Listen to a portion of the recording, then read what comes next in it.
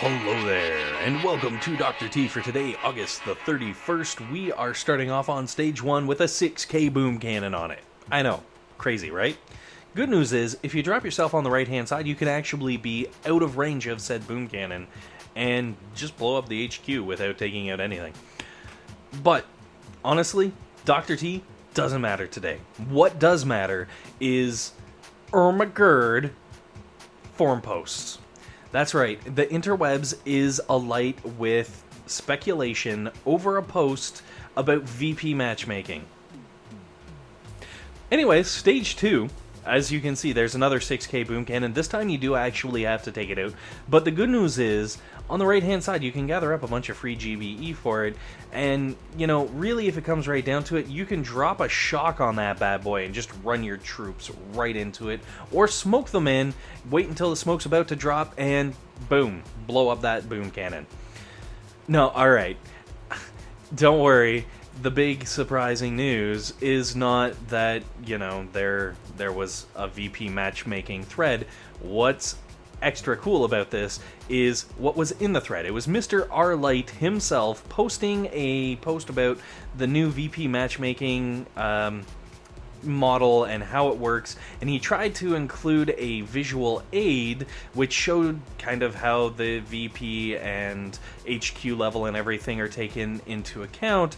But what he didn't realize when he was taking his desk shot,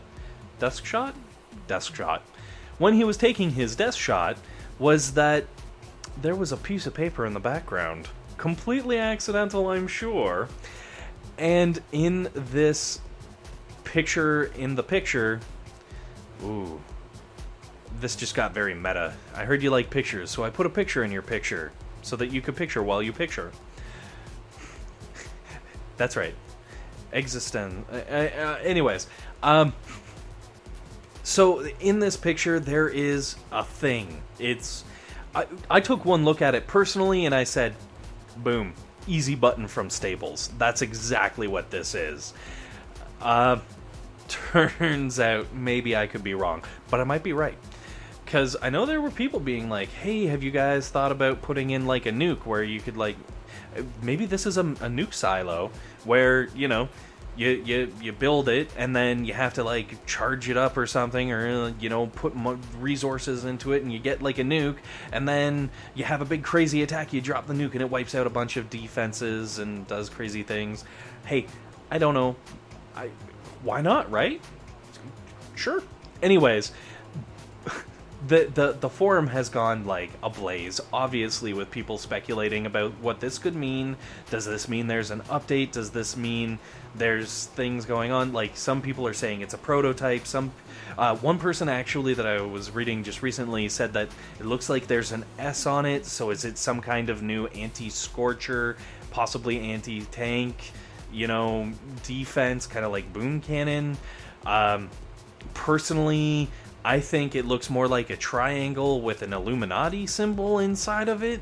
So maybe it's an Illuminati defense, and, you know, it takes out whatever Illuminati is against. I don't know. By the way, stage 4, I just have to take a moment. I went left-hand side and I went through all this stuff and my tanks ended up getting chewed up. Go right-hand side. The first time I attempted this level, I went right-hand side. One of my tanks got a little low and I was like, I don't like this, I'm going to redo it from the left-hand side. The correct answer is the right-hand side with stage 4. One shock will actually take out both of those cannons, so just be very careful with your placement and you should be okay. And then stage 5 gets crazy because there are these 2 shock launchers in the bottom right-hand corner. They will freeze you up but good, so when you're landing, you're going to have to do smoky landing. Make sure that, like, the smoke on the left-hand side where my troops basically are right now, make sure that's your first smoke, so that when everything gets up into there, just as that smoke's going to go away, you can shock the shock launcher and the sniper tower, take out that cluster, let your tanks blow all kinds of things up, and then once a path is kind of cleared, roll them right up to where I took my tanks there. They're going to blow up some more defenses. Most importantly, they're going to be out of range of that shock launcher, and they're going to be able to progress through the level. Also, make sure to keep your medics hidden underneath the smokes. Now, once everything's done there, one barrage, I wasn't trying to take out the cannon, I was trying to take out the minefield, but the cannon going down is a really nice bonus, so just go with it.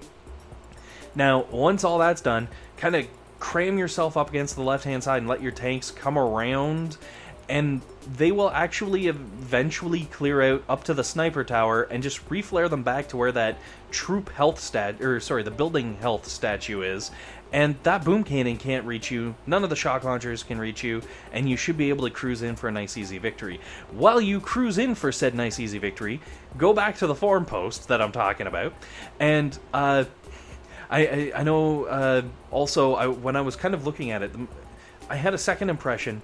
It kind of looks like, center ice. Maybe they're gonna throw in Boom Beach Hockey, like quick game of shinny in there, eh? Lord Tunner, alright, I'm not gonna go Canadian on you, sorry.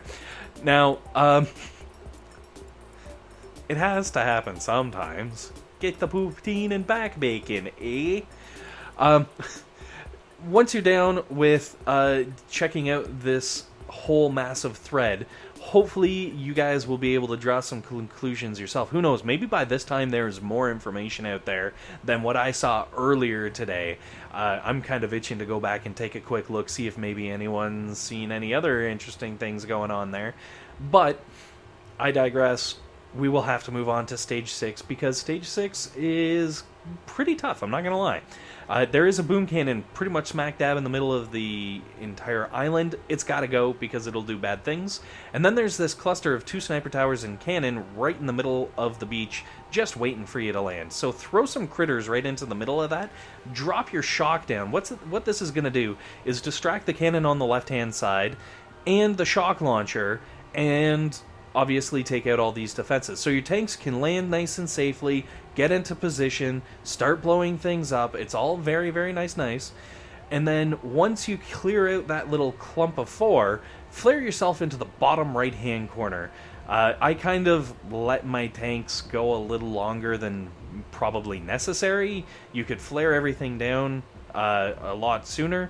What's nice about this is it gives your medics time to heal the tanks and get caught up.